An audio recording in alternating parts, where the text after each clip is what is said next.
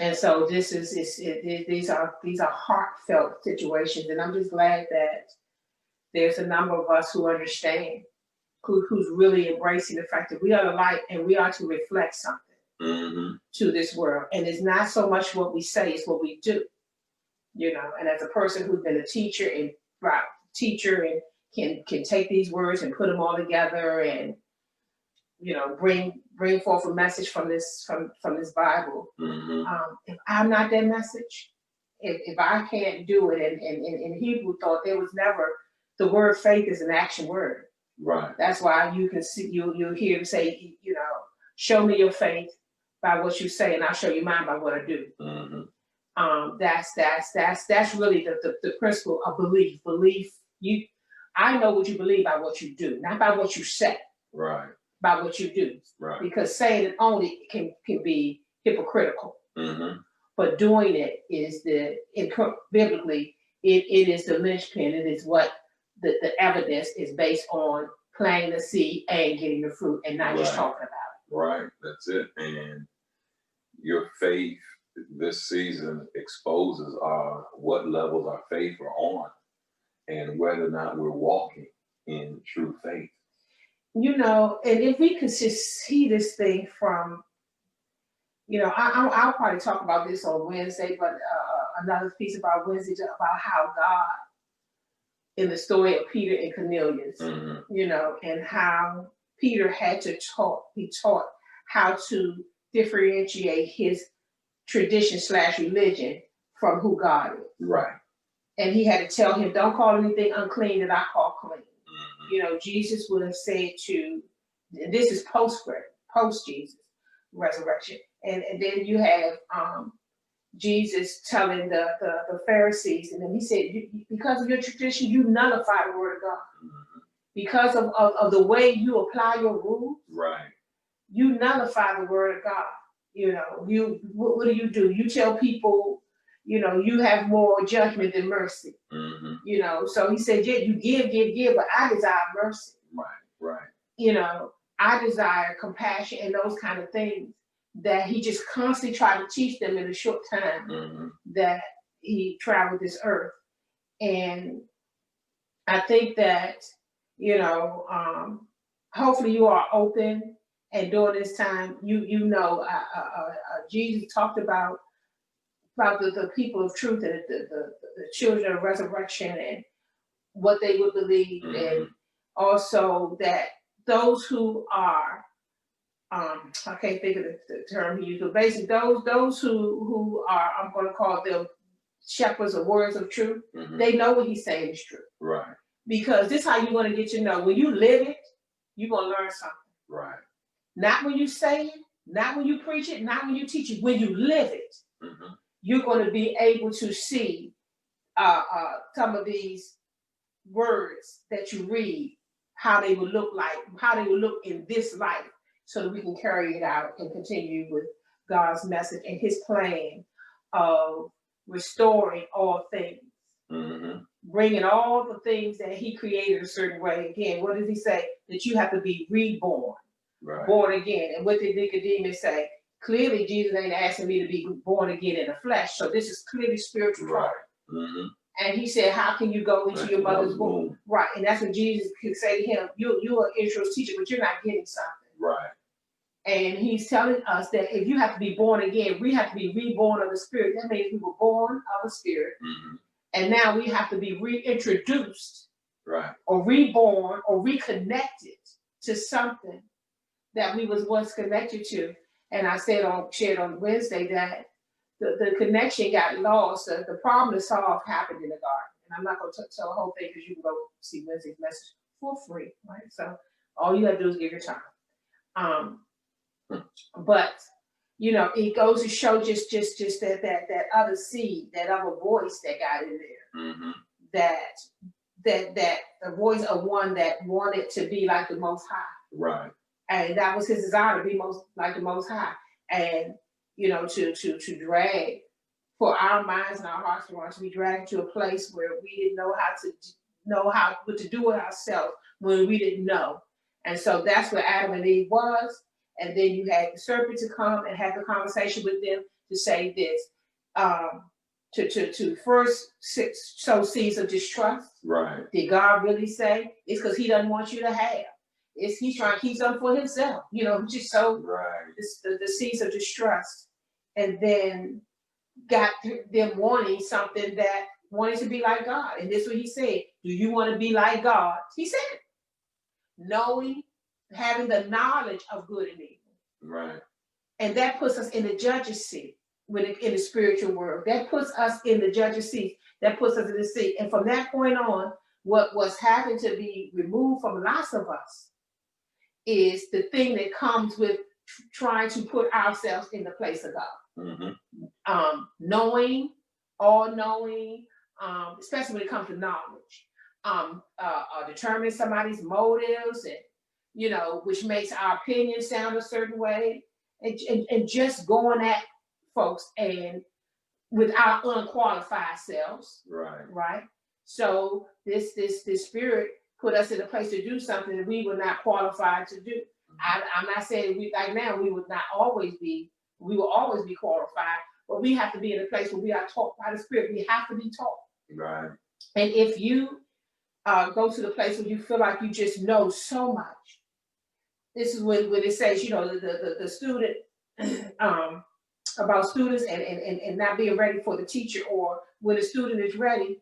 Well, I'm going to say it this way: if the student is blocked because they think they know, and they just so sure that they know, and they're not open anymore, then the teacher can't speak to you. If I resist the Holy Spirit, God tells me the truth all the time, and I can tell you more now because I'm ready to listen to that truth, right?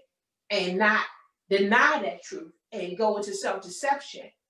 I can tell you, and God will say, now you see, I've been here all the time, all along. I didn't leave you, you left me. And you left me by your addictions, chasing other gods, wanting something too much, your imbalances, your extremes. That's how you move away from me. More and more and more and more. You move away from the light and away from the truth. And so as we will deal with today, Lord willing, and that is, this is about healing what scares me. Mm-hmm. This is about healing what brings fear up inside of me. Mm-hmm. This season is about finding healing, mm-hmm. and not being caught up with all these different trends and all these different things. Mm-hmm. But I am focused on, all right, God, I need to be healed.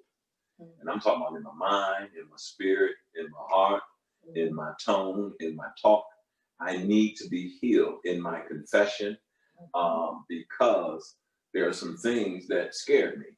Mm-hmm. And when you get in touch with the truth, you are able to see this conversation and be able to assess how you really, really feel. Absolutely. And once as you age, and this way it's important to trust this process, trust the process of God's salvation and sanctification. Once you begin to get those things to that space, you begin to recognize in you what fear attaches itself to. Right. There are certain spaces that fear thrives. Right. And one book I read where it says that fear thrives in the place of creativity. Mm-hmm. So right, what is that? What is the place of creativity? The place of creativity is the place where you don't have an answer. That's why you're creating. Right. Because nothing exists. So it's in a place of creativity, like we read the Bible, we say where the world was, and then God spoke to the world. Right. It is there's a problem to solve, but the bottom line is there's something that you don't know. And now the Creator and the Holy Spirit is calling you to go inside and and open yourself to this idea. Open yourself to this truth. This is why when He needed a body, you can read where Christ said, "Here am I." Mm-hmm. Because there's some people say, "Okay, is this what you need? Here I am. I'm volunteering myself, right, to be used by you, mm-hmm. to remedy this thing." Right. And so when that happens with human beings, it's definitely fear comes in because you don't have all the pieces right there. Mm-hmm. You have to trust. In the space of creativity, you have to trust. You have to let go. And we watched Prince, some things on Prince, and then Aerosmith this weekend, and I watched something on Jimi Hendrix, and we were just allowing ourselves to have an indoor concert. Right. But we got into those spaces from a conversations about life. But what I could see in people who are artists, they're very creative, and artists, they mostly start with a blank sheet. And when you start with blank, you have to trust something to put the first thing on that sheet. You have to be in a place. Right. First of all, you have to believe that there's something that belongs on that sheet that you have. And this was the first time that I saw that Prince, why he was such a beacon of light to the industry. And I know some of you may have, he was this, he was that. And I realized, I said, Father, I had some judgments about this man. And I told you that. I said, Jill, I had certain judgments that I thought, but I had no idea that he too was a man of faith. And he had to believe. And he didn't do many interviews. And so when I watched the interviews on YouTube and we watched the interviews, we were mesmerized. I was mesmerized because I could not believe. I said, oh my goodness, this man had to believe. Now, it was, I forgot the word Mimi used. It was not your usual type of faith that we thought we would see, but he had to create, and he had a belief in his God and in God, in what he believed. And he had to believe. And I told you, Jill, I said, he is not moved by people. He's not moved. Right. Well, in this, which led to us saying, just in this case, it led to us talking about Jesus saying, they know not what they do. See, meaning this, when you have a concept of who God is and your faith is in a certain place, the way that you don't let humans move you is that you embrace the fact that they are humans. And humans, remember I said, humans sometimes think that they can be in the place of God and have an opinion about you that they are firm upon. Right. This is how they were with Jesus. This is how they were with Stephen. This is how they were with different people. Some people were leaders. Other people labeled them communists, blah, blah, blah, blah, blah. I mean, this can happen. You can find a myriad of people all over the world who somebody may have misunderstood. But how did he keep his course? If I talk about Jesus, how did he keep his course? Because he understood what was in a man's heart. You ain't gotta say you treat them like they're human. And when you begin to treat people like they're human, under circumstances, meaning that human beings are able to be caught up. Human beings can think that they know but don't know, and then learn later. That's why we get to repent, because there are things that we're going to have to repent of. And when you begin to see humans, and it's not easy to do, it depending on how your upbringing was. If you had lots of criticism and judgment and strictness in your home, it's hard to do this because you really do have to let go and let God. And then bring yourself from the space where you have decided that you can be like God. Right. And that's no small thing. When you blame folks, when you label certain things, you pretty much say this is who they are. Right. And all you see is a moment. But forgive them for they know not what they do. It's somebody who left the door open. Right. For God to take somebody through their process, to let life grow them up. I say it this way: you got to give people opportunity to go in your space. They got to go somewhere. Right. And if they're in your space, then guess what? They're going to go in your space. But what's the foundation that holds that up for me? God, forgive them, because they know not what they do. Am I really talking about them? Jesus would say that, but when I'm really talking about them, no, I know that's true because I have been strong and wrong before. And I have looked at something with my limited view of this vast world in life and decided to put something in my little bitty box that I thought was a big old giant box. And one day I was discovered by the way of the Holy Spirit, it was a little bitty box. And as somebody say, and I misspoke. So guess what? That will happen. What do? How do we find ourselves in space? I had to learn, and the name of, the title of what we're doing today is Healing What Scares Me. Healing what scares me. And in order to do that, you have to begin the process of healing and become in touch with the truth.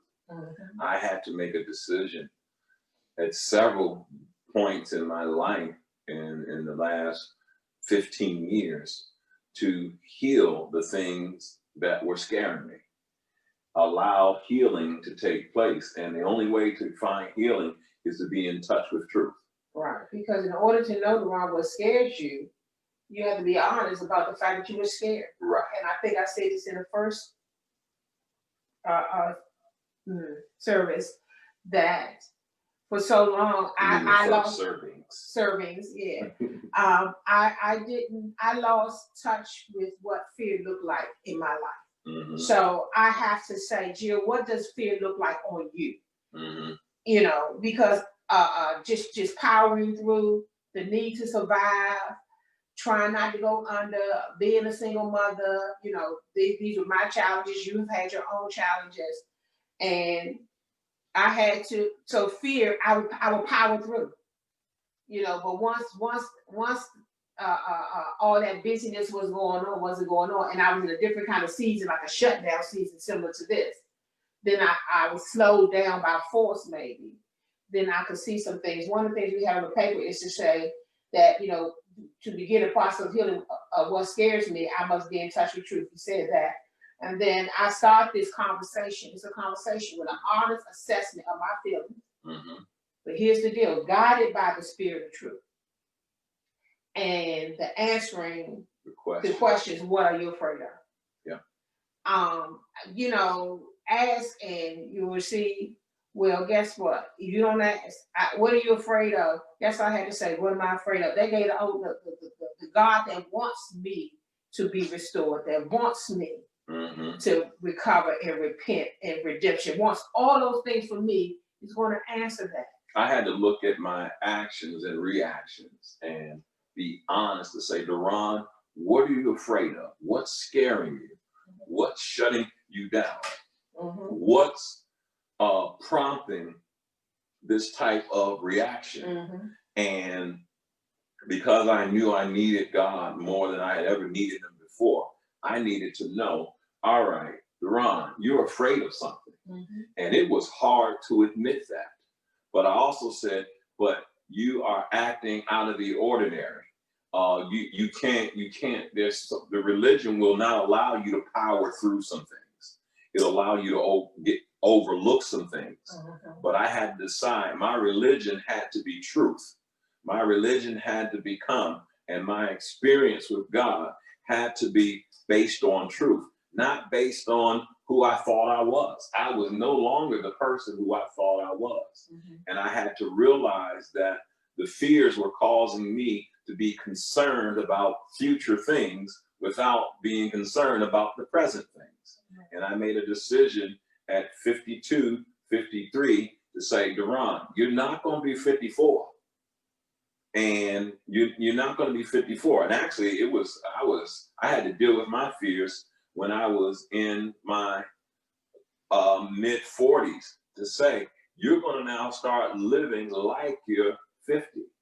And why? Because I've got to deal with some fears. I've got to deal with what's scaring me, which meant I got to now get healing into this. That's why I had a ring that had the number 50 on it, because I knew that I was flowing in fear and I needed to flow in trust and say, God is going to be here. Now, I didn't know the things I was going to go through, but I'm so glad that I dealt with those truths at that time. Listen, and I was thinking about what you said and how David said that this is how this looks in the Bible. You have to invite in a penetrating light. You have to know yourself to know that when you get in touch with yourself and to know that you have some walls up and to know that there's a veil somewhere. So David prayed this prayer in Psalm 139. Help me with my anxious thoughts. You know what that means? Reveal to me. Help me with my anxious thoughts. See if there's any wicked way or evil way in me, and then lead me into the way of everlasting. Right. Well, there comes a time in your life where you know that you are not going to throw yourself on that altar. You know, listen, you like Jonah. Listen, just push me overboard. I'm telling you, I'm not going to do it. I'm telling you, all of these things that's going on has to do with the fact that I'm running from something. Right. And he told those people, when everybody was talking about what's going on, the waves, the storms, the chaos, all these things was happening. And Jonah finally said this, throw me overboard. Now, I never paid attention to that because he could have jumped overboard. Right. But sometimes you just know, I can't do it. But listen, I'm going to close my eyes because this ain't going to stop. Right. This is not going to stop until I face that thing. I face was making me run from it, but until I face it. And so what am I saying that you hear? You keep having this pattern, this habit. Now it's a habit. A habit that needs to be broken. An escape that you take away, one of your ways of escape. There's different ways of escape. Food, religion can be a way of escape, a way of not facing the truth and then using scriptures, you know what I mean, to justify things. The Pharisees did it all the time. You know, the whole time Jesus had to rebuke them for it. And so you get to the place where you know that you need intervention. Yeah. And the Holy Spirit is one who intervenes for us, right? Intercedes for us. The Spirit of Christ, Jesus, intervenes for us. Speaks about things that we can't speak about. Why? Because we don't have it. So these are the helpers. This is the help that we definitely have. But guess what the problem is? What's that? You got to know that you need help. Right. See, salvation is about you wanting to be delivered. Being delivered has to do with you knowing you need deliverance. That's why John the Baptist came and said, before you can even get to Christ, you need to know that you are in a certain position. Right. You need to know that you have fallen short. And that's hard for us sometimes because we like the rich young ruler. Well, I've done this, I've done that, I've done this. And the Lord is right there trying to tell you that that you're missing this piece. Right. But he named all the things that he did do. And then the Lord said to him, I tell you what you do. You go take your stuff, sell it, give to the poor. Give to the poor is what he told him. Well, guess what we get to find? That maybe we're doing all of the believe in Jesus, but let me say this, the talk of Jesus, but the work. This was he was telling a rich young ruler who didn't even know he was talking to the Messiah. I mean, no, really like in his heart and soul. But he knew he was talking to a prophet, a teacher, a wise man at that time. He had to come to them to know Jesus. And most of them didn't know Jesus that way until he rose again. Meaning wasn't convinced. Right. Wasn't really convinced. Until after. That's why he came to them after and say, so now, see this? Here's your proof. I said all what's going to happen, the things that you didn't believe. I want you to see that because I'm going to send you to the nations to tell them this. When you are desperate and you are ready for change, and you can acknowledge and allow that spirit inside of you to tell the truth, and you embrace that truth, and you see that this change, this addiction, this thing is bigger than you, call me. Right. I had to raise my daughter saying I got scared because she was strong-willed. And I was scared that I don't know what I'm going to do. But then I had to go research and say, you know what? I need to say yes more than I say no. I need to stop being so overprotective at this and trust that if I say yes to more things that I say no to, and make sure you hear me correct, I had to stop being controlling and begin to say yes to what was going on, because I was afraid, she wasn't going to call me dad. She wasn't going to call me these things, and she wasn't. But I had to make it until she was ready. Yeah, until she was ready. Mm-hmm. And I had to not allow myself to traffic in that perfectionism or whatever the case may be. And because she was clever. She would find every way not to acknowledge who I was in her life. Because she had her own journey and she had to deal with whether she was going to portray her biological father, because he was whispering in her ear. There were so many things we didn't know about until she got older. Right. And she could tell us about. That's why it's important for you to know what time it is, for you to trust the process of revelation, sanctification, restoration, redemption, all of those things. They're working all of the time. Deliverance, they're working. The Father, Son, Holy Spirit, they're working in sync all the time. All the time. That's why I said we agree. That's what we don't have separate agendas. We all are working on the same thing. If the Spirit of truth comes in to tell you the truth and it hurts, guess what? We're still pointing towards restoration and redemption and reconnection. If it's the Lord Jesus, we still listen. One faith, and we all are connected to this same agenda. But one of the things, Ron, we said earlier, and I'll say now, is that this is why it's important in these seasons right here to go through this and understand what time it is. What I wrote here is that a thing to consider in this walk is that particular seeds grow best in certain seasons and climates. The Bible shows us that the seeds of faith grow best in a climate of uncertainty. Yeah. Faith is the substance of things hoped for and the evidence of things not seen. But then we are the need to know people. Remember that serpent in the garden? You listen, if you take this fruit right here, turn out to be his fruit, his seed. But if you take this fruit right here, guess what? You're going to know something. You're going to have the knowledge of good and evil. So our propensity, a desire to know, our lust to know, or our discomfort with uncertainty puts us in a panic sometimes, in a space to move towards something that when it's not time to know, it's time to trust. Right. And I interviewed Hope when he let me say this. I had to recognize that, okay, I'm just remembering what you're saying, that she had people, family members and that kind of stuff that were whispering in her ear, you only got one father. Don't let anybody take his place and all this stuff in your life. And I had to be uncertain. I didn't know that, but I had to decide I'm going to see faith grows when you are uncertain. And I realized I was afraid of she is going to go the route of so many other sisters I've seen because of her relationship with her dad or her relationship with what's going on, that I had to step in uncertainty and say, you're going to have faith and believe, Deron. And, as I said earlier, we all have to be separated from our ego thoughts and our spirit-led thoughts, our fear-led thoughts and our spirit-prompted thoughts.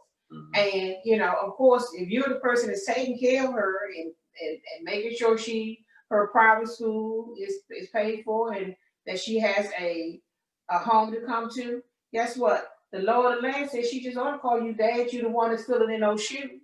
Right. And sometimes we can get so, just no different than Jesus and Pharisees, we get so caught up into the wisdom of the world that we don't see the wisdom of God in all. We don't live like there's a piece of something that you don't know. There's a reason why she's doing something. And if you're taking it personally, rejection is taking things personally. If you're taking it personally, then guess what's going to happen? Then you end up flowing, being moved by the seed of that serpent. One of the things that we said too here, Deron, is that it starts with a question. The question would be, what are you afraid of? And And we all have questions during that season. Let's put up slide 1. During the seasons of uncertainty, and one of the things we said too is persecuted times are revealing times as well as uncomfortable times. Right. And we have to know that we don't love discomfort. So read this with me. Matthew 24:3 starts with that. While he was seated on the Mount of Olives, the disciples came to him privately and said, "Tell us, when will this take place? And what will be the sign of your coming and of the end, the completion and the consummation of the age?" So then we're going to go down. Don't take it down. So we'll go to Matthew 24, first book, 36. So this is the conversation. In between verse 3 and verse 36, there's a whole lot of things Jesus told them, okay? But I want to focus on this right now. Matthew 24:36. But of that exact day and hour, no one knows, not even the angels of heaven, nor the Son, but only the Father. What do we need to know? What do you need to know about where we are right now? These disciples had to learn to sit with the discomfort of not knowing. Take that down.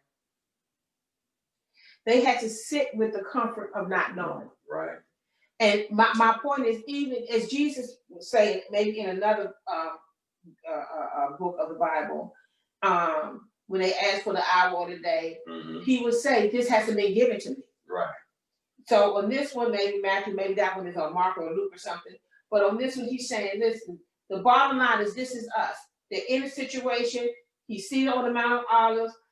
All kinds of things are going on around them. And they want to know, what are some signs? What should I look for? When is this going to end? What is it going to look like? And that's us. That's us.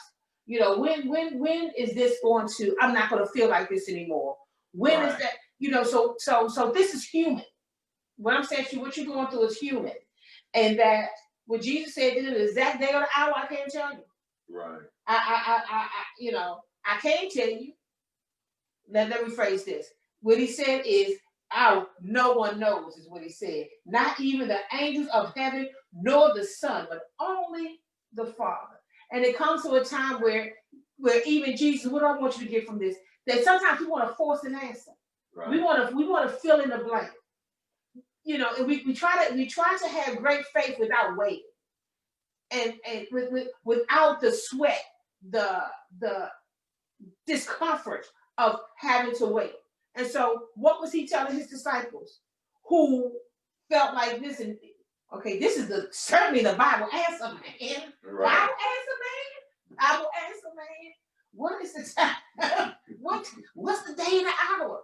Right. Jesus said, I can't tell you that, because he stayed in his life. I can tell you, I had to parent in uncertainty.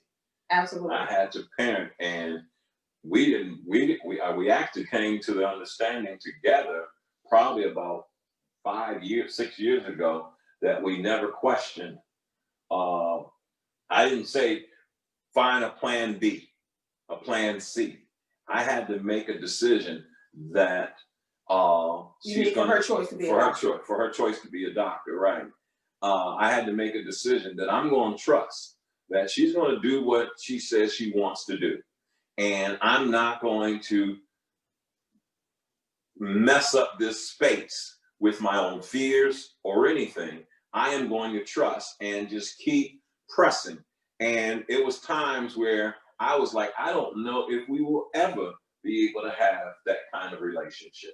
Yeah, right. And she calls him dad, and she's and when she's in front of her other biological family on the side, she says my parents. So all of these things, it's just practice, y'all. All of these things, they work out, but we get so in the way. See, why wasn't I worried about whether Talia was going to be a doctor or not? Because it was her journey. Now I can say that today, I wouldn't say it then. See, I wasn't stuck on her.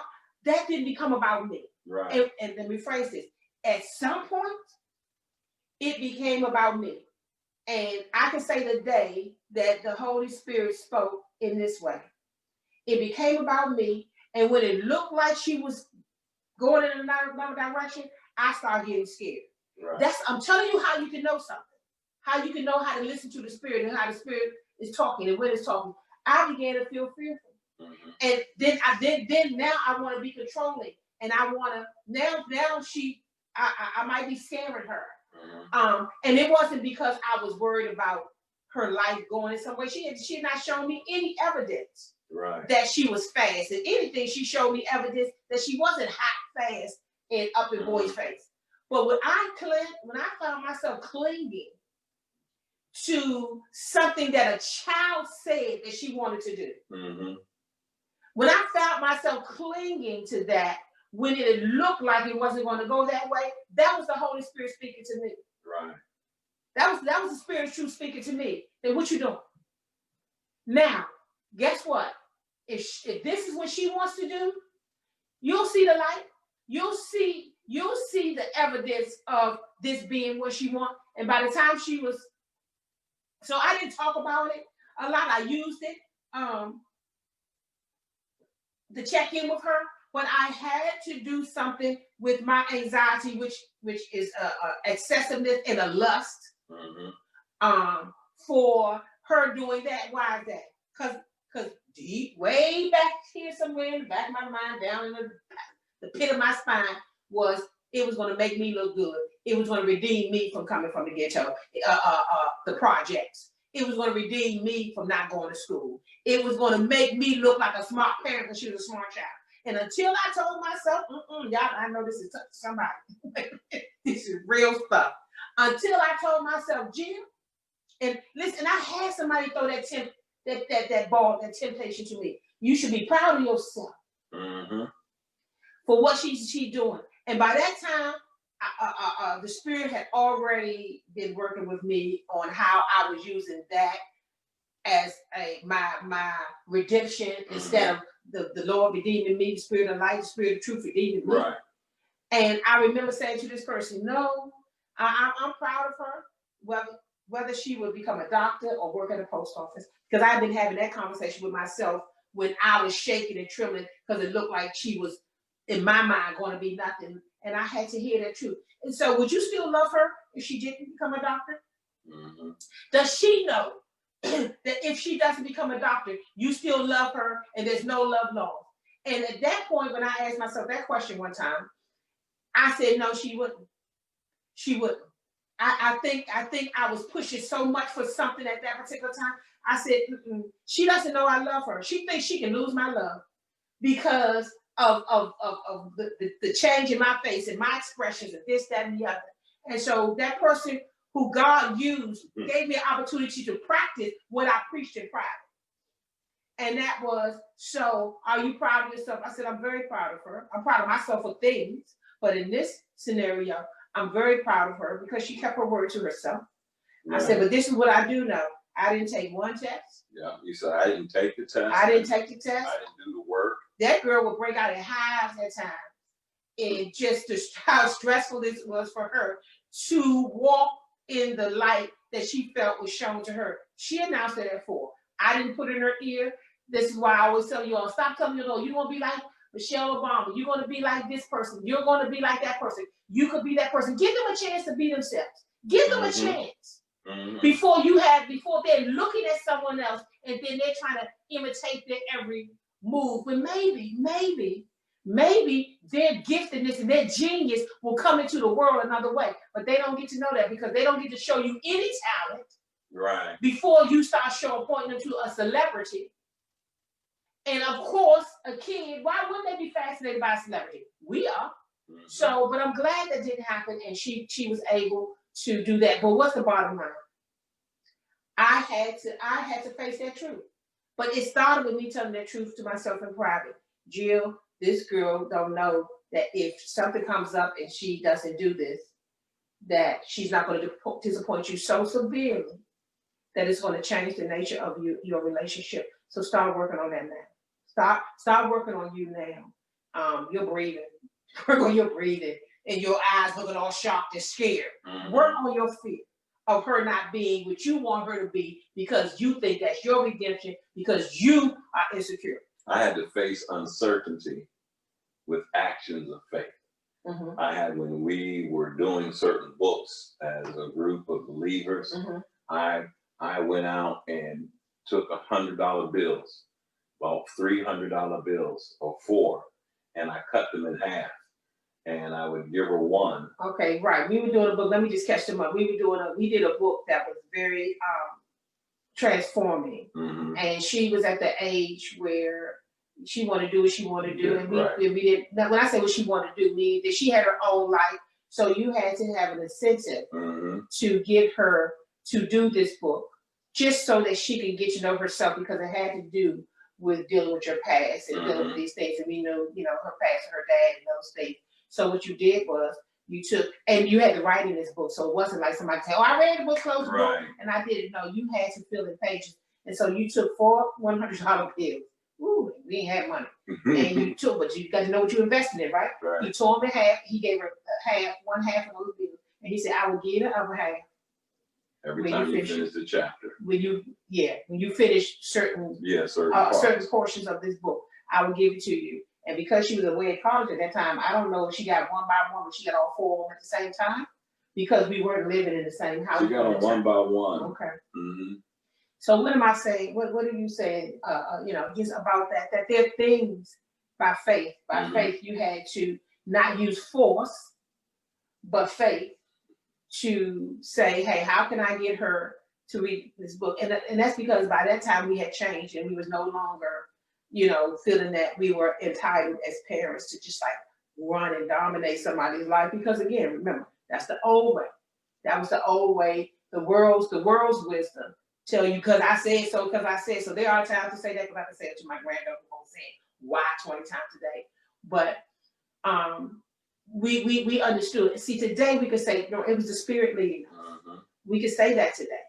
We didn't know that then, but didn't know how, didn't have words for it then to be able to give. This is why we're saying to you, and I said in the earlier service, that it's important that you get the fruit of the Spirit: love, peace, patience, kindness, goodness, and you get all the way down to that self-control. Because the only thing you can control is yourself.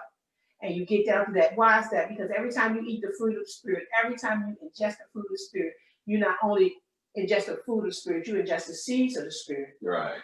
And those seeds, now you can give those seeds to others, so they can then go plant them seeds in themselves, eat that fruit of yours, have seeds in them, and then they can give to other people. And this is how God is going to change the world. One of the things that we said earlier, I thought was a great story to bring back up again, was how this worked with your aneurysm. And how these stories are years apart, but how, teaching Talita how to deal, to identify discomfort from danger. And the story was, and I wrote in the Good Grief book, was how she went, when she went to Howard University to do her chemistry class, take one class during the summer. Right. And she did it at Howard University. And she had a car accident. And she called you and she was telling you that she had a car accident. And I remember her telling me, she said, let me speak to my mother. You said no. Right. And she called you. She was so mad. And she called you and talking about the accident. Oh, I had this accident, and I had an accident, and she was crying and doing all that stuff and trying to get to me. And you said no. And she said, I'm coming home. You said, no, not either. Right. No, you are not coming home. Right. You are, this is why we have insurance. Yeah. So you are not coming home. Get your butt back. Go to your class. Finish this day out. But you are not going to allow wherever your emotions are taking you right now, and whatever those voices in your head are saying to you right now, you are not going to allow that to dominate your day. This is not what you didn't go out there to come home. Right. You went out there to go to school. You had a fender. She was still nervous because, perfectionism. What do my parents think? We don't have a whole bunch of money. What is this problem I'm going to cause? Did I cause a problem at home? All those kind of thoughts. And you said, I tell you what I'll do. I'll sit on the phone with you. Right. And we will call an insurance company. And, just in case you don't know how to work that system, I will be on the phone with you. But what you're not doing is coming home. That is the day when I wrote in the book that I felt that you were teaching her, and I'm calling it still the fruit of the Spirit. Still talk about that. You were teaching her how to differentiate between what is dangerous, what you can really do nothing about at that moment, or when it's just discomfort and you don't like it at all. And I had to learn to sit with the discomfort, because my insecurities would have made me jump into the car, rush, and do what needed to be done and I got awakened. You got to allow these seasons to awaken you to what's happening in your life, in your family, in your relationships. And I allowed myself to be awakened and say, Deron, if you don't rise to the occasion right now, if I allowed fear to cause me to jump in and try to interfere with what was going on, because it was also another night when she went skating or something. But right. It was. And you're right. If you allow fear, well, how does that fear come in? That fear comes in by love.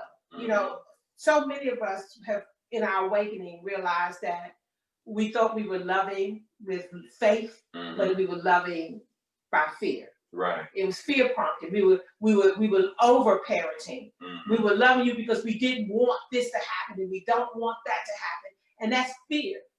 And so, you know, there's a scripture that talks about when Peter has gone through all that he gone through, denying Christ, mm-hmm. running during his time of need, and then he was awakened to the rooster crowing and hearing that sound. Right. And he was awakened to that.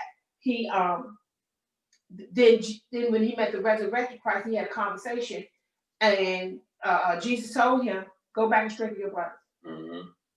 Go back and strengthen your brothers. So what does that mean? Take that seed of forgiveness and grace and all that thing, those things you received when you missed the mark, Peter, when you abandoned me, you know, and I forgave you, Peter.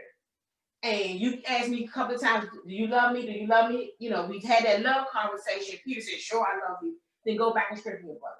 Because you know what he's saying? That act of fear seizing you in that moment didn't mean that you didn't love me. Mm-hmm. It meant that you needed to grow up. Right. Mm-hmm. And go ahead. It meant that you need to hear that rooster. You hear that sound. It meant that you need to know what it's like to hear the Holy Spirit speaking to you in the different things that God will use to wake you up. Even in that case, the sound of a rooster at a certain time of the day. I remember you telling me at one of them discount stores, we were sitting outside in the parking lot, and I wanted just to shut her down and shut things down. And you said, Deron, because I said she was getting out on me, and she was getting emotional in different times, and she was in her teens. Mm-hmm. And you said, Deron, that's love. She's treating you like you're going to be there. Right. Like that's a parent. Right. That's real love steeped in trust. Yes. When people are afraid that they're going to lose you, they people please. Mm-hmm. When they think that you are not going to abandon them, that's why we can do what God says. We can follow the precepts of God. We can start off and then fall off course. Start and fall off course. Because that never leaves you, never forsake you. Think deep down inside, mm-hmm. You know, we don't fear God in the way of scary. Mm-hmm. You're going to destroy me, because if we did, right, you know, maybe we would behave differently.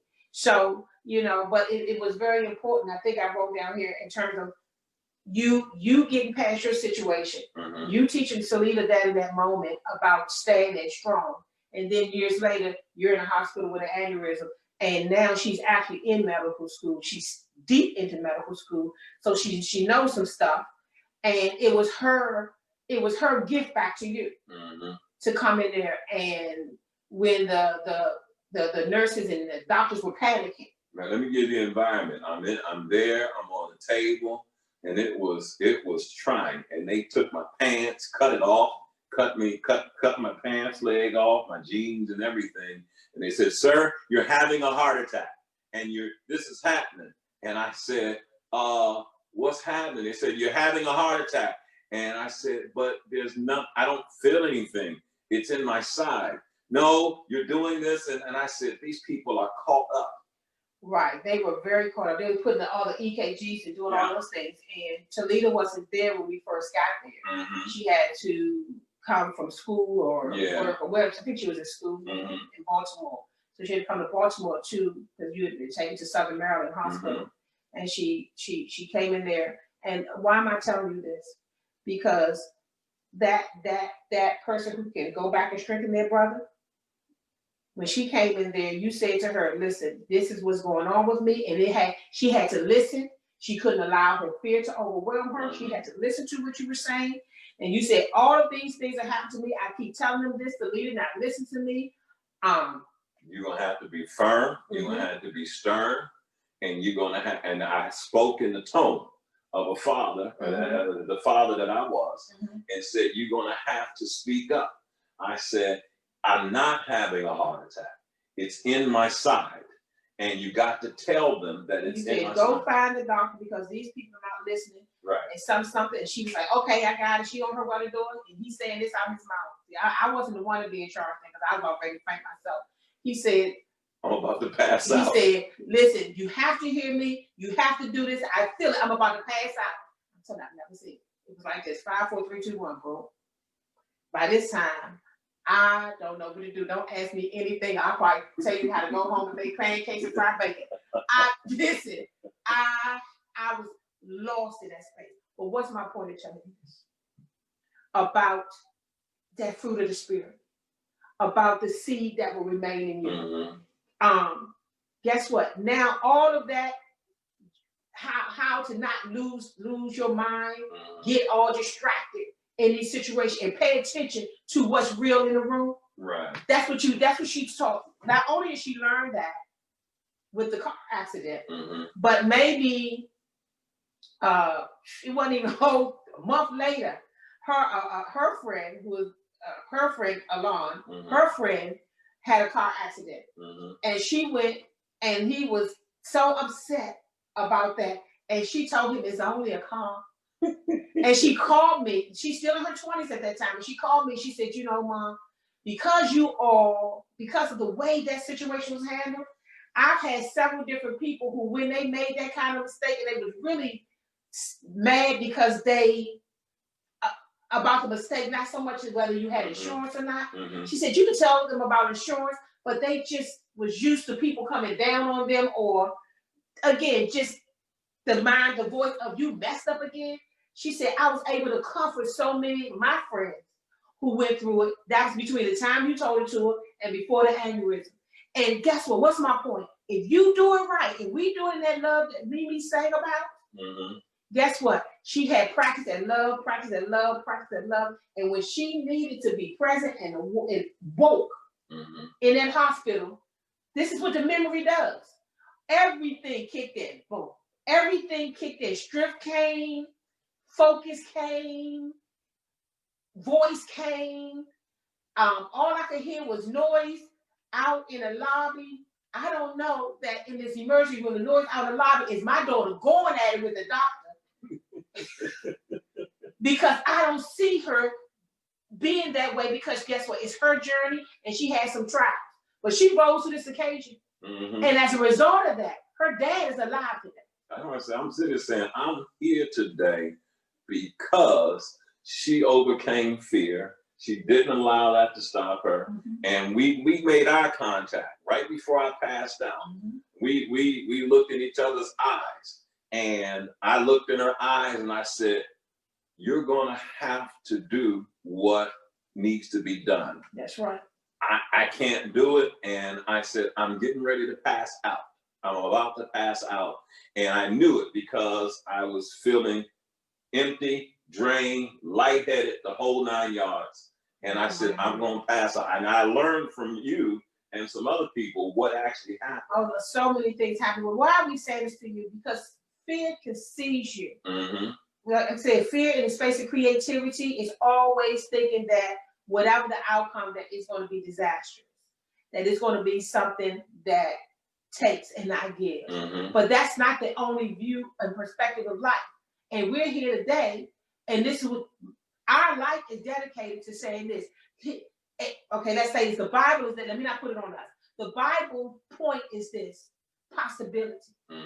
I think I got this statement from my conversation with my daughter a week ago, and I put it in my notes. And she was talking about how, you know, being anxious and uncertainty and anxiety. And she said, you know, Mom, you said something during a time when we were dealing in a women's conference, and she said, you used the word curiosity. She said, so now I don't say to myself, I'm anxious, I say that I'm curious. Right. And I say to that, to line it up with the Bible, is this. See, if you're not curious, you're not going to seek. You're not going to seek. If you're too settled, you're not going to seek. Just be led by truth. Don't worry about seeking. Worry about whether you are seeking the truth or you are seeking confirmation for what you already believe. That's where the problem is. Right. The problem isn't seeking. The problem is the Pharisees kept seeking, looking for somebody to confirm what they believe, and Jesus was trying to raise them up above that. Mm-hmm. So the statement I got with my daughter was this: when fear guides you, it leads to anxiety. When hope guides you, it leads to curiosity. Mm-hmm. Either way, whether it's curiosity or anxiety, you're still in a place where you don't have firm answers. Right. But when it's hope, it doesn't take you over into anxiety. That is because fear is involved and it's doing the talking and it's loud talking. And you can let hope loud talk, and that's this. I've had people say this to me, Deron. Mm-hmm. I don't know what's going to happen. That's why I'm not going to do X, Y, and Z. I said, wait a minute.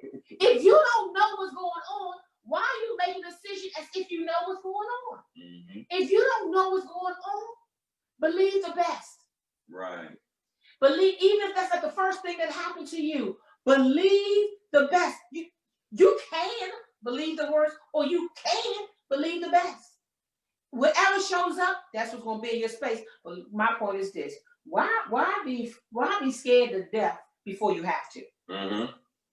Before you absolutely have to. But somehow we think we need to be prepared for that. But that's just an old way of thinking. And I'm hoping that we take that whatever that old way is, we put it in the light, and we allow our lives and our renewed minds to transform us, and our thoughts and our actions and our deeds, right, and our attitudes will be transformed by this. We don't know what tomorrow's going to bring. Right. We have the least idea, the slightest idea of what tomorrow's going to bring. So you can call it what you want. It's really your choice. Right. It's really your choice. I'm not telling you to go into wishful thinking and start naming all kinds of things, but I'm saying this: if you got two choices, you can go towards the light or you can go towards the darkness. That's that. It's absolutely your choice to do so. And you know what Jesus said when they asked him about what is time, when is this going to end, what's the time, what's the hour? He said, I don't know. Not even the angels know, nor the Son of God, but only the Father. I don't know. And I don't know is an answer. That is the answer. I don't know. When you begin to get curious, what you're doing is you are asking the question, what stories am I telling myself? Right. What things am I saying to myself that's causing me to run further and scare myself? What are the things that I'm saying to myself that's causing me to run for myself and run in terror from my own emotions? What am I doing? But if you allow yourself to be curious, that means you will make an inquiry to the energy that you're experiencing. I had to become curious with, all right, Deron, why are you nervous about going to this appointment? Why do you want to call this doctor's appointment off? Become curious. Immerse yourself in what fear is. And become understanding what fear is and what needs to happen. And get curious. Why? Because if you get to the point where you say, I want to see what's going on, and I'm curious to know what's going on, I'm allowing this space that I'm in to open my senses to reality as it is, not how I want it to be. And I'm curious to know, why am I acting like this? What am I doing? Why am I doing this? I remember talking to a brother, and I said, I have yet to call off an appointment. That while I was going through my stages of having to get these scans and do all these different things, I became curious. Why am I having such a long terror ride to the hospital to get an appointment? And I had to decide, I'm not going to be immersed in fear. I am going to be immersed in faith, and I'm going to trust God. And I mean, when I was sitting in the waiting room of the doctor's appointment, I had to call on faith and say, I trust you, God. I trust what's going on, and help me to know what's happening. Go ahead.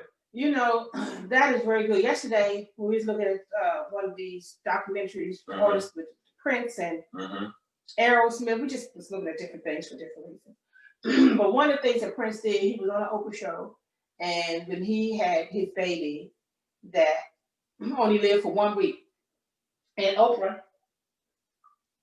was talking about how they were praying for the baby and praying for his family. And Prince said this to her. Now notice the baby was already dead. Mm-hmm. But what he said to her is, my family exists. Mm-hmm. And exists. And so you all don't worry. Now to somebody else, that could be, oh, he lied. No. What he said was, see, if you see this thing from faith, mm-hmm. from what he said is, my son was born, he lives, he exists. Not in the physical realm, but my son exists. My family exists. And so when it talks about seeing things in faith, it is seeing things from the perspective of that spiritual world. Remember on wisdom, we talked about when somebody is born again, when the born again life looks like something. It's like the wind. You know, it deals with groundlessness. What I mean by that is the unsteadiness, mm-hmm. because of, and I'm gonna use water as an example because we know about Jesus walking on water. It deals with the unsteadiness because the Spirit in the beginning says, what did the Spirit do? It hovered over the water. Mm-hmm.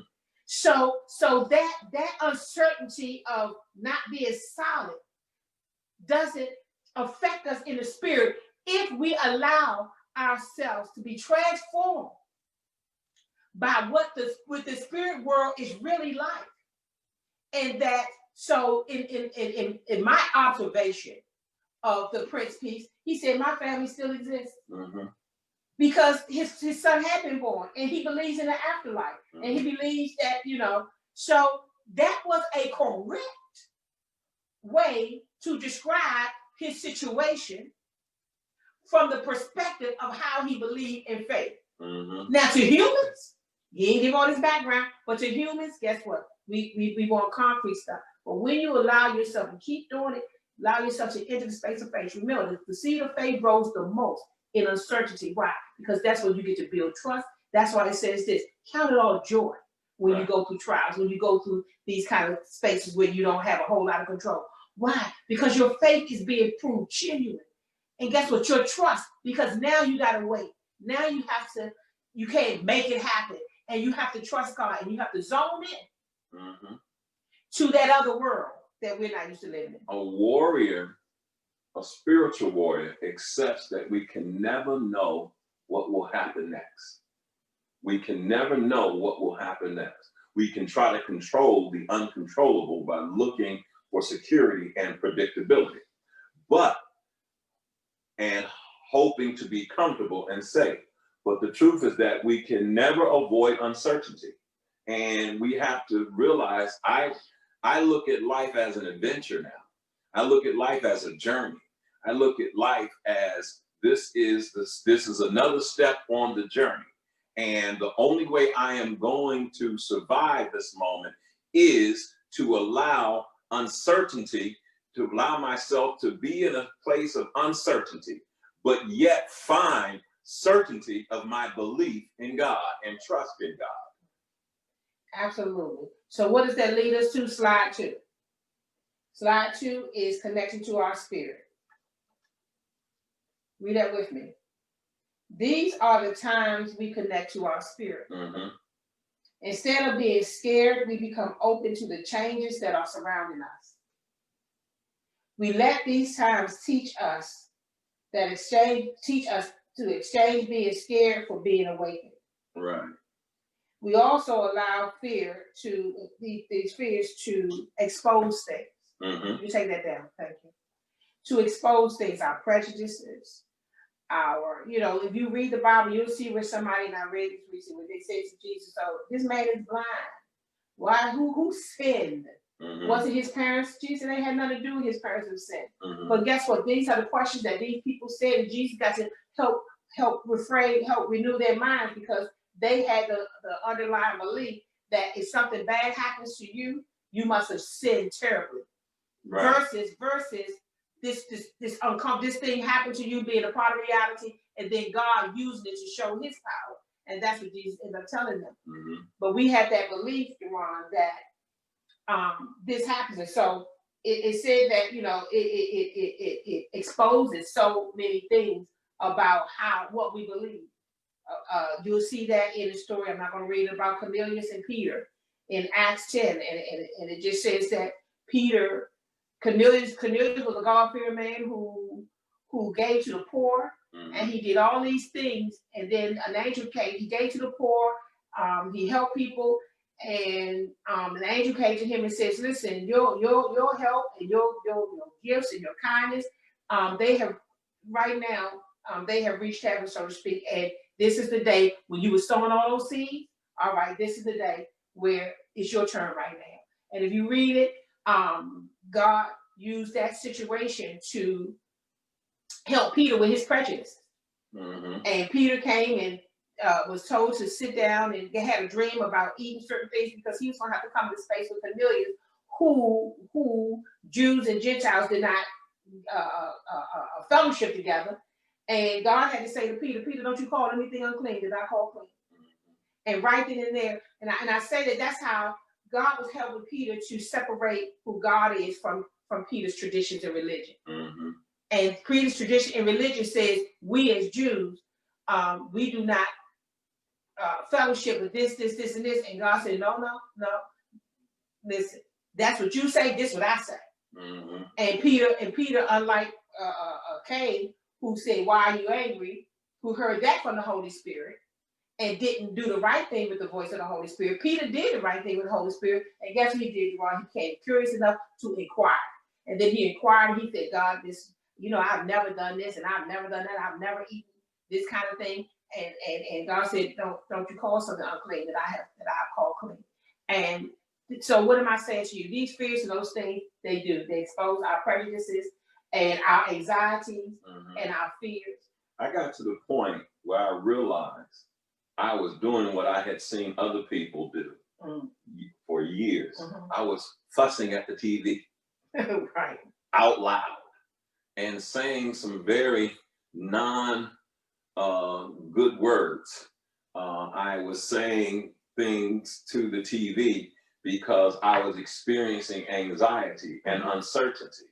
And then I had to find peace of mind. Right. I had to say, Deron, because I felt, I was like, I done already been through enough. The last thing I got to do is lose my dream of freedom, my dream of understanding possibility. And I had to say, Deron, stop fussing at the TV. Let me say this, I'm going to throw it right back to you. And he's not alone. Before this election, during the campaign, let me tell you something. A whole lot of us became fussers at the TV. Why? Anxiety. I mean, let you see that light that's showing up on your TV. Like that honesty. Yep. You know what? I was there. Is that what that was? Is that why I was fussing at the TV? I was scared. I was anxious.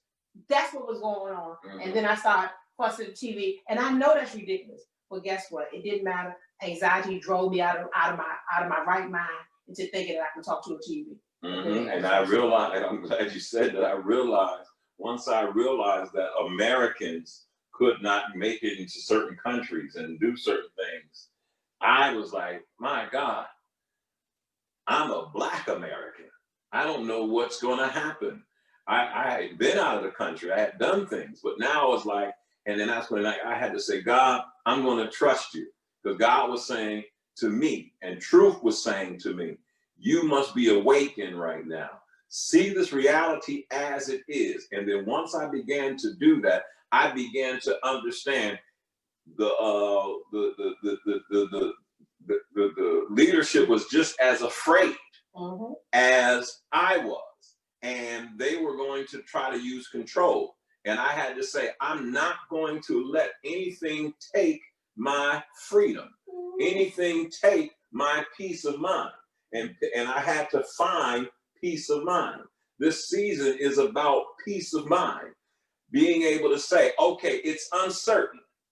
I don't allow Rona to make me distressful with compromised immune systems and all these different things. I had to make a decision that, one, I know that news makes its money off of fear.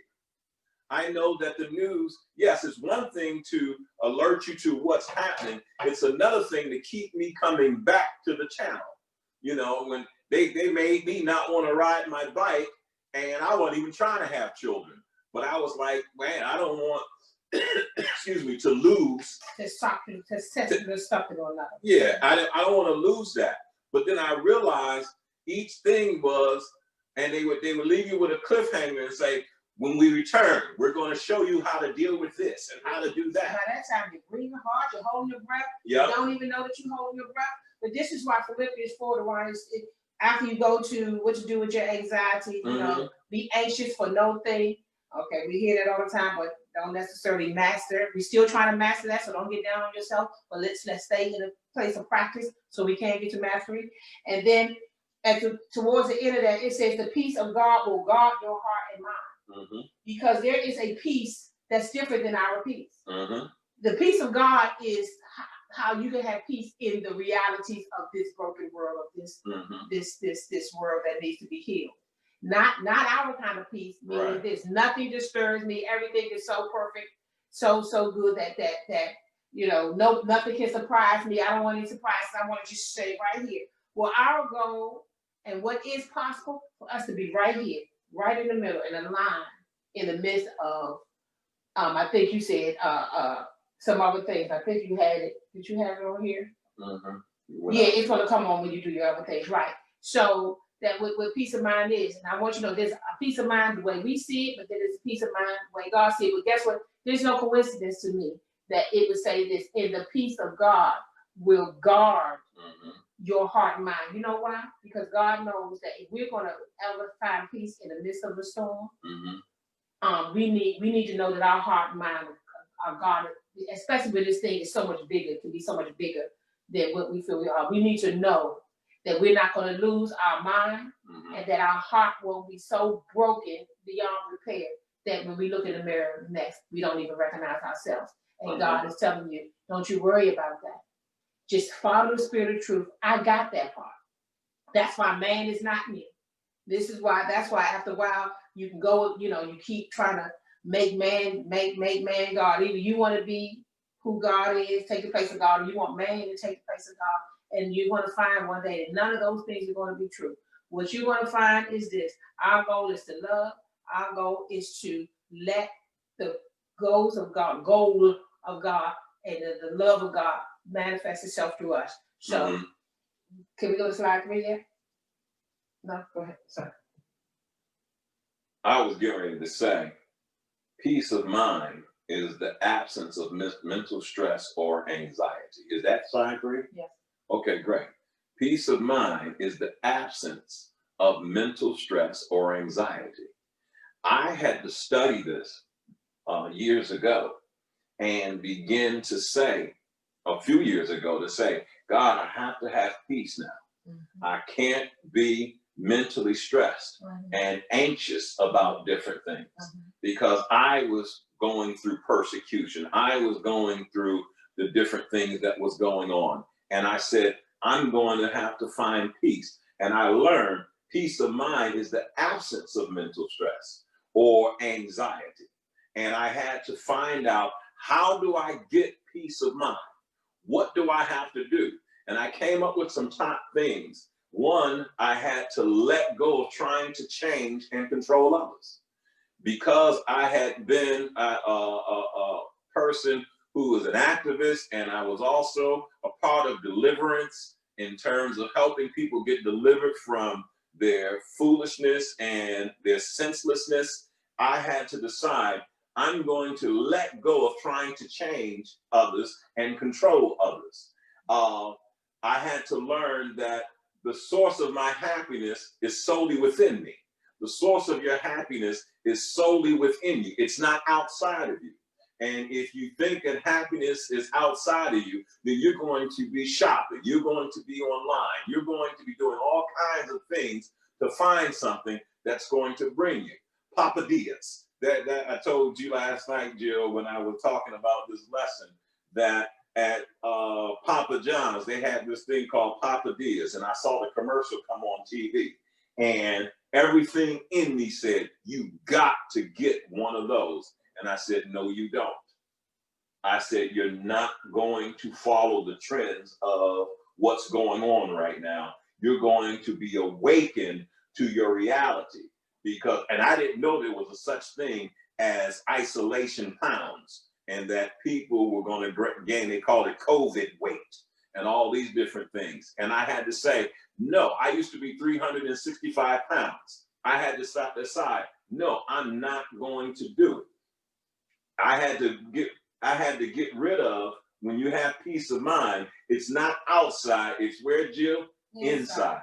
Peacefulness has to be a decision you make. It can exist in the middle of war, devastation, and catastrophe. So peace of mind is a decision that you make. I had to make a decision. I am not going to be sitting here. I'm not going to be looking at all this news like this and just totally getting drunk off of the news. I'm going to have to read.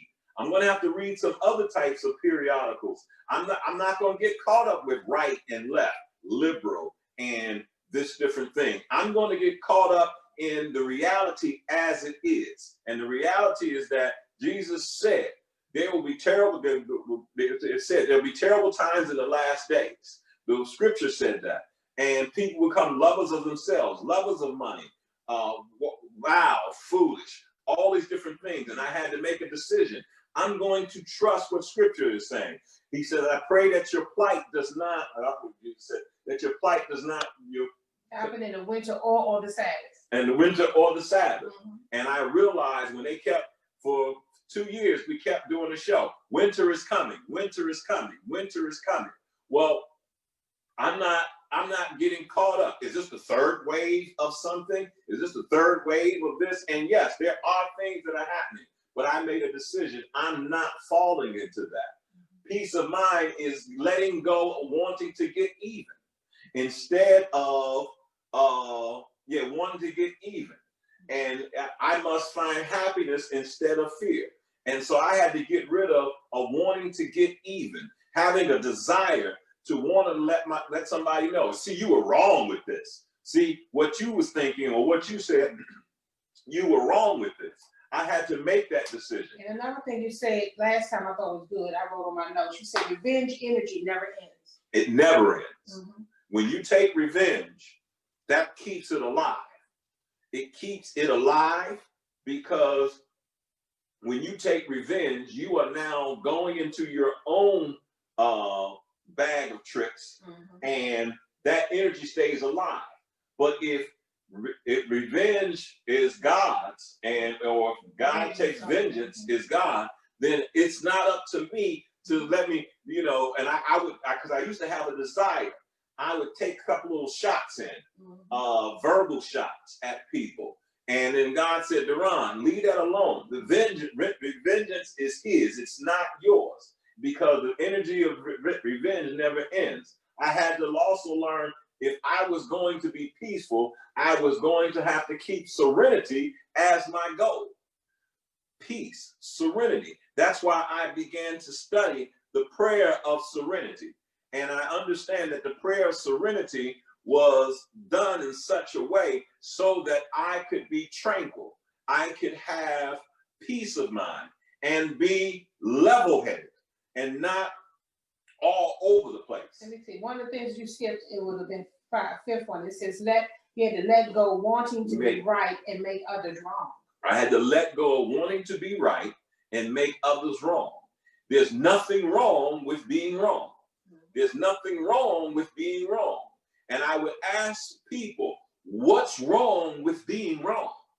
You got that wrong. Why are you now allowing your ego to jump in? And now you're standing to prove yourself.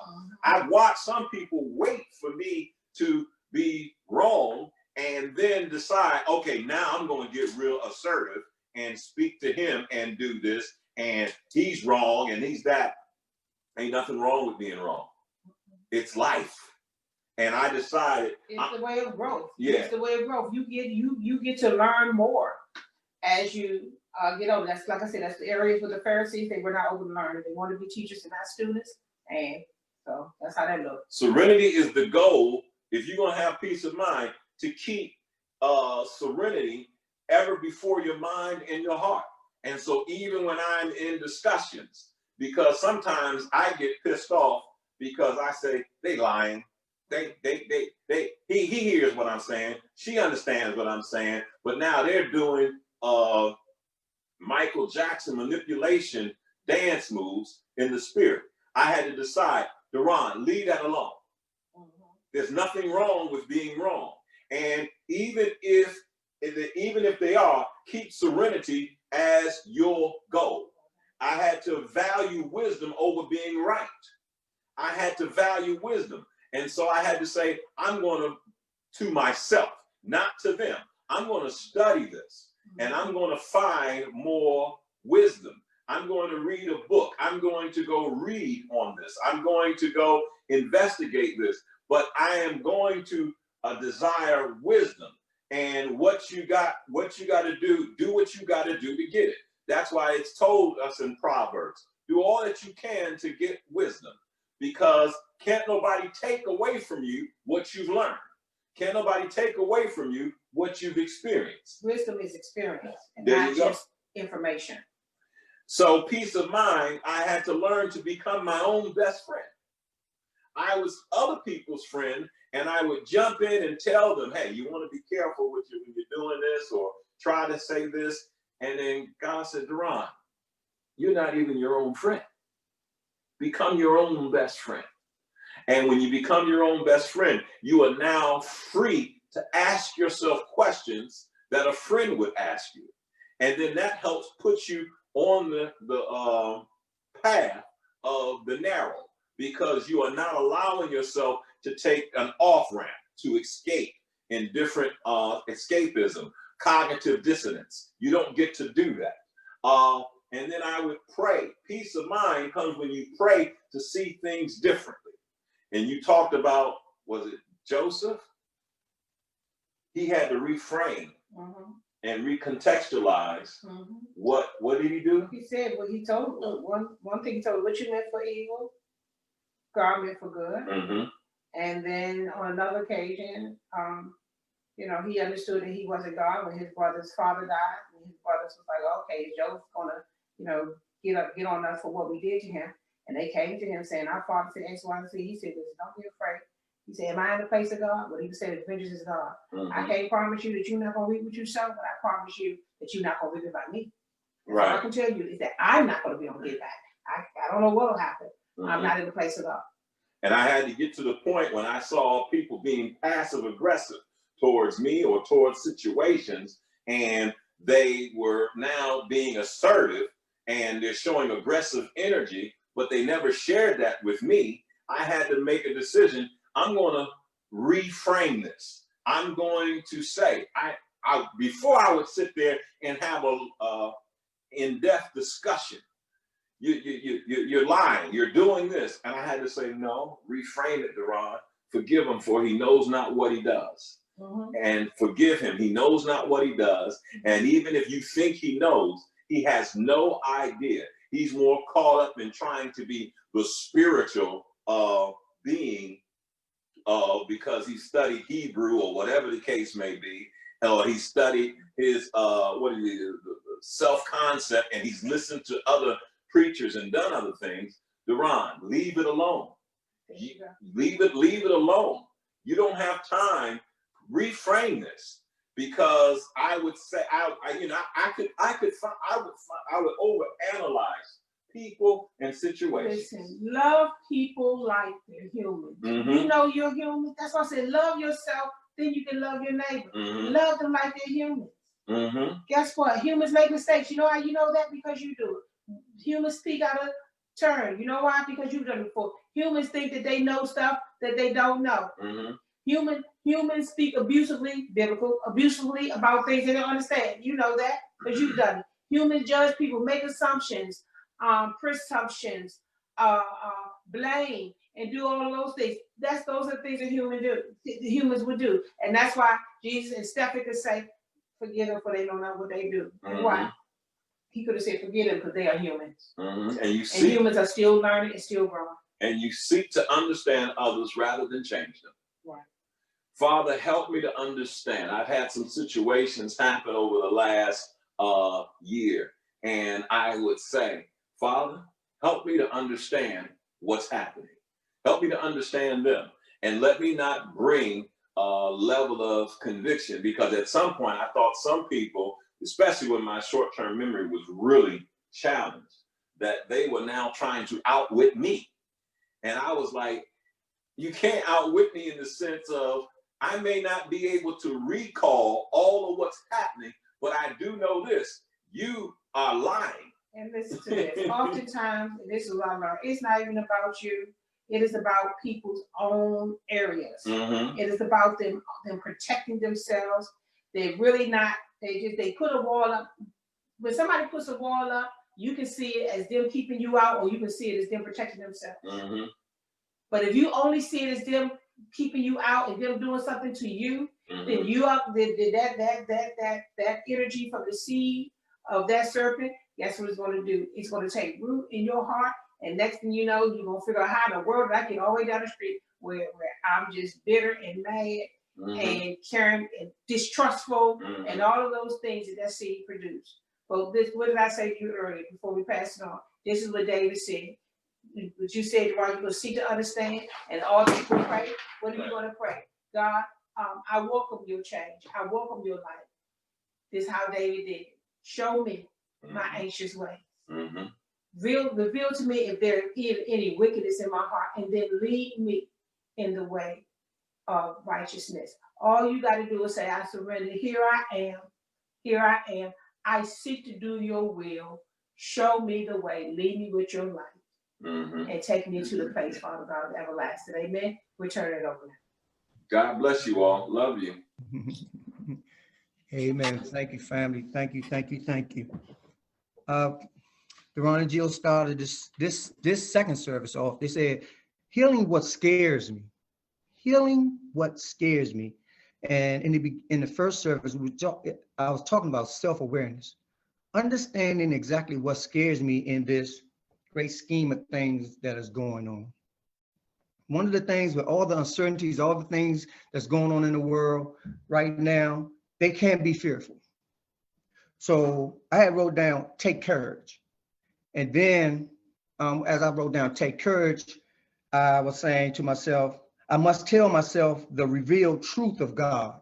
I must tell myself the revealed truth. What revealed truth? The internal revealed truth that God has given me about myself as it pertains to the messages that I'm getting in service, whether I'm talking to my family or whether I'm talking to a friend.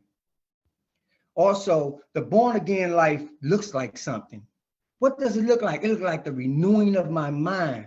So playing back all these foundational truths of God that I learned early in my walk and allowing them to push me and move me to change, but me taking courage and admitting the absolute truth to myself. What's the absolute truth? The revealed truth of the Holy Spirit that comes by, maybe by way of Tina. Oh, I know you behind closed doors. So that's a revealed truth for me. So I need to go and talk and find out what that is and be willing to change. So today we had a lot said. And in the services, sometimes I want to walk away and go to deliverance before I even go through and Deron said something real good. Looking at life as a journey. Wow, looking at life as a journey. It's in the journey that I find so much joy, fun, laughter, crying, pain, aches, everything. But the journey is so good. And so seeing it from that perspective and understanding that God said all things, not some things, all things were for the good of those who love the Lord. You love God? Well, let it show in us being renewed being transformed by the renewing of our mind. Amen. Let me pray for you. Father God, I thank you, Lord God, for your word today. Lord God, help us to deal with the truth of ourselves and of our the things that keep us from you, keep us from allowing your light to shine through us, Lord God, for these dark times in the world, Lord God. And no matter how bad it get, Lord God, we name things good and bad. We don't know. Yeah, it looks tough right now, but God, you are here and you are now. We thank you for allowing us to see this day. And Father, if you allow us to see the next minute, second hour, or next day, Lord God, then to you be the glory. I thank you for your word. Now let us do our due diligence and go sit with your word and sit with the things that were said as they pertain to us and make the necessary change that we can get to that place of peace. And that place of peace is free of mental stress and anxieties. I thank you, Father. In Yeshua's mighty name, amen. Thank you, family.